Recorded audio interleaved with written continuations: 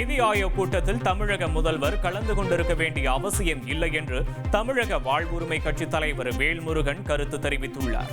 திருவாரூரில் செய்தியாளர்களிடம் பேசிய அவர் இவ்வாறு தெரிவித்தார். அத்துடன் பாஜக அல்லாத கட்சியினரை மிரட்டவே அமலாக்கத்துறை, வருமான வரித்துறை, சிபிஐ போன்ற அமைப்புகளை மத்திய அரசு பயன்படுத்துவதாகவும் குற்றம் சாட்டினார். விஜய் அரசியலுக்கு வருவதை வரவேற்பதாகவும் தமிழக வாழ்வுரிமை கட்சி திமுகவுடன் கூட்டணிதான் வைத்துள்ளது, அக்கட்சியுடன் இணையவில்லை என்றும் செய்தியாளர்கள் கேள்விக்கு பதிலளித்தார். மாண்புமிகு தமிழ்நாடு முதலமைச்சர் அவர்கள் இதில் கலந்து கொண்டிருக்க வேண்டிய அவசியம் இல்லை. நிதியமைச்சரை அனுப்பியிருக்கலாம் அல்லது நிதித்துறை செயலாளர்களை அனுப்பியிருக்கலாம். அதுவும் தவிர்த்து ஒரு மூத்த அமைச்சரை அனுப்பியிருக்கலாம்.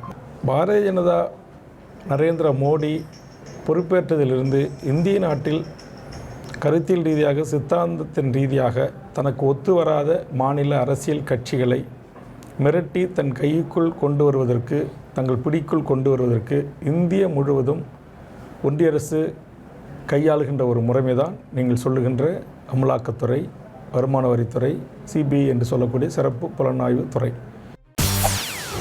செய்திகளை உடனுக்குடன் தெரிந்து கொள்ள உடனே சப்ஸ்கிரைப் பண்ணுங்க.